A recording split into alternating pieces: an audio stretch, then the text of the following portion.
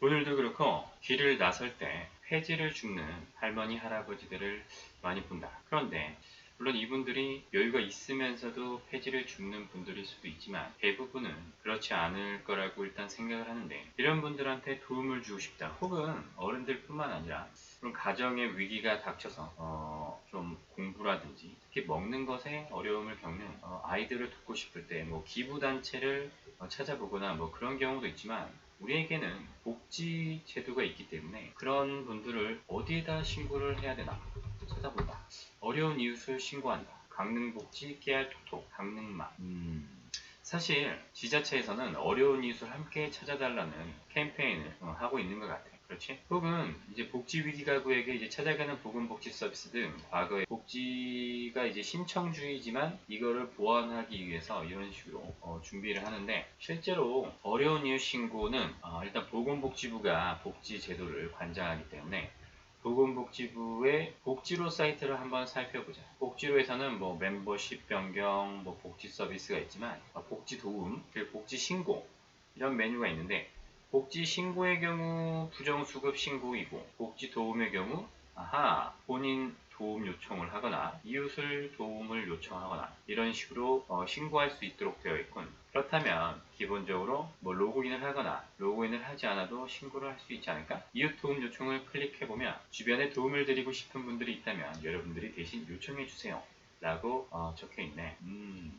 사실은 상담센터가 129번인데 아마 24시간 상담이 가능한 걸로 보이네. 일단은 상담센터에 전화를 해서 이런 상황인데 어떻게 해야 되는지 뭐 여쭤볼 수도 있을 것 같고, 혹은 이렇게 어려운 이웃의 사연을 적어서 보내도 비슷한 결과를 가져올 수 있을 것 같은데, 관심 주제가 상당히 다양하다는 것을 알 수 있는데, 정신건강, 생활지원, 주거, 일자리 뭐 등등등 법률이나 서민금융까지 포함되기 때문에 이런 부분은 사실 이제 서민이 금융위기에 닥쳤을 때 자세한 정보가 없다 보니 뭔가 도움을 못 받을 때 뭐 그런 경우에도 이런 사연을 쓸 수 있다는 거. 그리고 중요한 건 도움이 필요한 이웃 정보를 내가 신고할 때 우리 이웃의 이름과 주소를 알고 있어야 신고가 가능하네. 이건 좀 생각해 볼 문제야. 왜냐하면 물론 이 주소가 필요한 이유는 첫 번째로 우리가 129번에 전화를 한다고 했을 때 거기서 해결해 주는 것이 아니라 그 어려운 이웃의 주소를 가지고 그 해당 지자체 사회복지 공무원이나 이런 쪽에 연락을 할 건데, 주소를 모른다면 이렇게 배정을 할 수가 없지.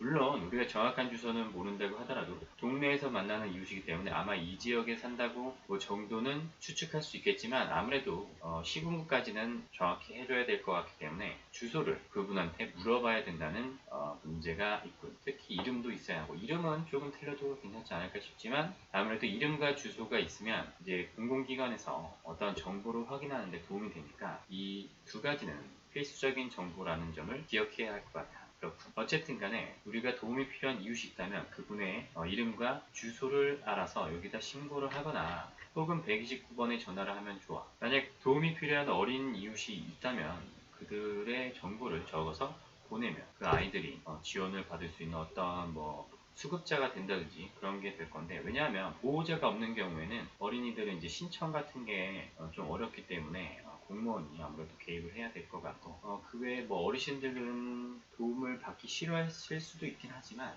그래도 아무래도 행정기관에서 도움을 주는 게, 기부단체도 뭐 나쁘진 않지만 직접적으로 도움을 주려면 조금 인력이 부족할 수 있어도 공무원들에게 요청을 하는 게 도움이 될 것 같다는 생각이 드네요. 어쨌든 어려운 이웃을 발견할 때 우리가 신고를 어디서 한다?